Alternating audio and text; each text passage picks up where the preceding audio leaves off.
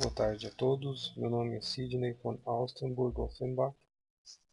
Como vocês sabem, sou o decano real de Mauritius e, através da Real Academia Mauritana de Cultura, pretendo desenvolver um curso de Esperanto.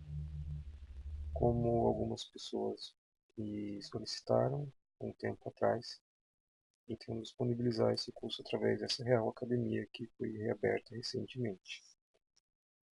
Algumas pessoas me perguntaram o que é o Esperanto. Algumas pessoas ainda não conhecem a língua e, através dessa primeira aula, que eu estou usando como aula teste, para ver se esse será o meio através do qual eu pretendo disponibilizar as aulas do curso inteiro, eu vou usar essa aula como uma explanação básica a respeito do idioma, para mostrar para algumas pessoas que não conhecem o que é o Esperanto, de onde surgiu, qual a utilidade, e espero que todos gostem. O curso de Esperanto, eu pretendo fazer dessa forma, através de vídeo aulas e disponibilizando também o material escrito de cada aula. Eu farei um canal no YouTube, no qual eu disponibilizarei todas as aulas. Vou falar um pouco sobre o Esperanto. O Esperanto é uma língua artificial, é a língua artificial mais falada do mundo. Foi criada pelo médico polonês Ludwig Laser Zamenhof no ano de 1887. Ele morava numa cidade que na época pertencia ao Império Russo. E muitas pessoas, nessa cidade, viviam muitas pessoas de diversas origens, de diversas línguas, o que prejudicava um pouco, atrapalhava um pouco a comunicação entre elas.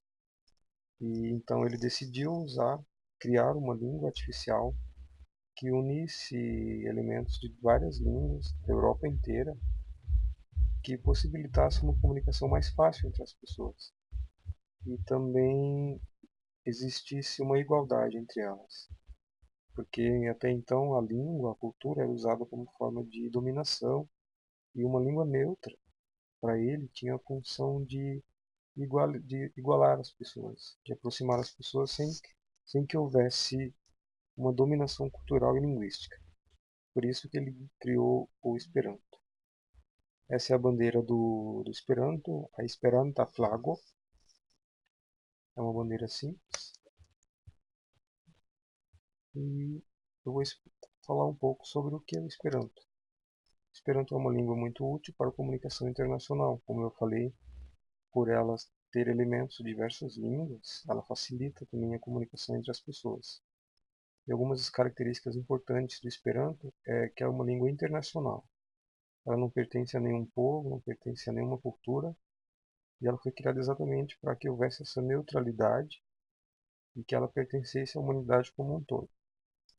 Ela é uma língua neutra, não pertence a nenhuma nação, a nenhum povo, portanto o uso dela não submeteria nenhum povo, nenhuma língua a outra, como hoje em dia a gente usa. O inglês, por exemplo, é uma língua que pertence a um povo, então a gente tem uma certa desvantagem, porque a gente usa algo que não é da nossa cultura, digamos assim. Então, o uso de uma língua neutra facilitaria o intercâmbio cultural entre os povos. É uma língua igualitária.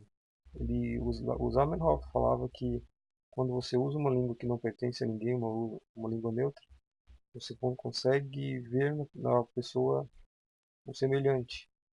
Você não vê um dominado ou um dominador, você vê um igual a você. E ela também é uma língua relativamente fácil, porque as regras da gramática do Esperanto são regras fixas. Não existem exceções, então se você aprende a regra, você pode usá-la em qualquer circunstância sem ter medo de existir uma exceção e você está cometendo um erro. O Esperanto também é uma língua viva, ela muda ao longo do tempo.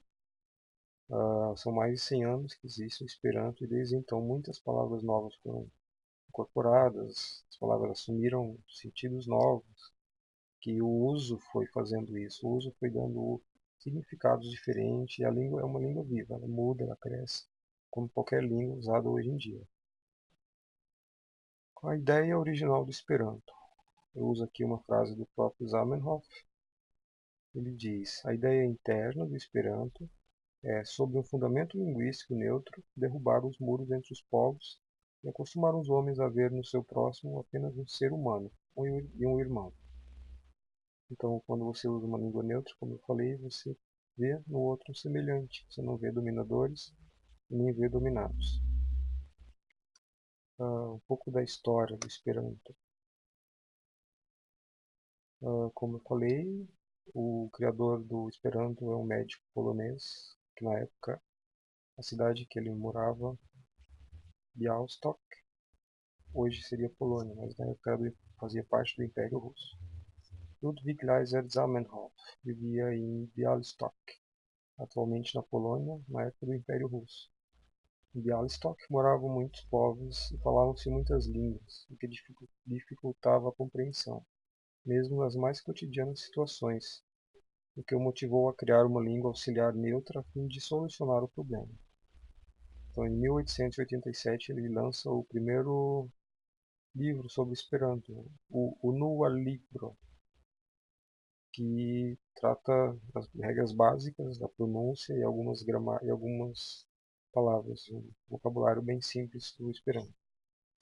E o Esperanto se espalhou pelo mundo inteiro em pouco tempo. Em 1904 houve o primeiro Congresso Mundial na França e em 1906 foi criado no Brasil o primeiro grupo de esperantistas, o Sudastelaro, ou Estrela do Sul.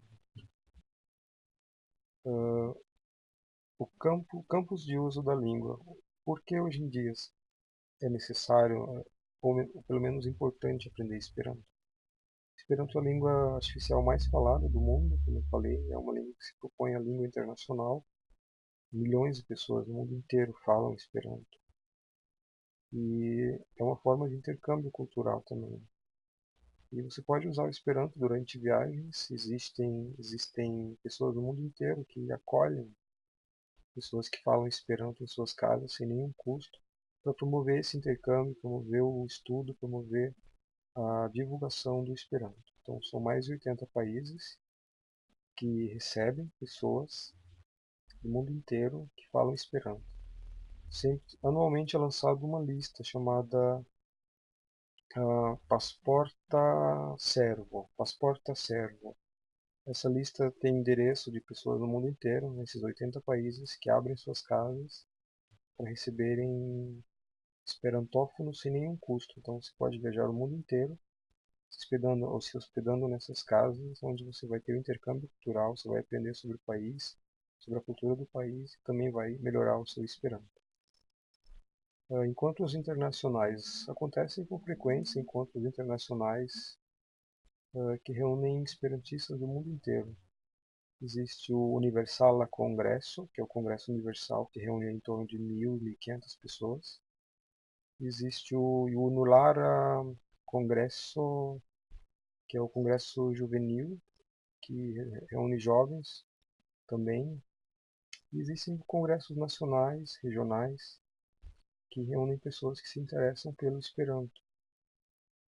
E através da internet. A internet é um mecanismo que possibilitou bastante aí a divulgação, o aprendizado e a utilização do Esperanto. Existem milhares e milhares de fóruns, de grupos que discutem e usam o Esperanto como língua. Bom, espero que todos tenham gostado da língua. Essa é uma aula teste, muito simples, não preparei muita coisa. É apenas uma forma de divulgar e fazer um teste também do que a gente vai tentar. Agradeço a todos, tenham uma boa tarde.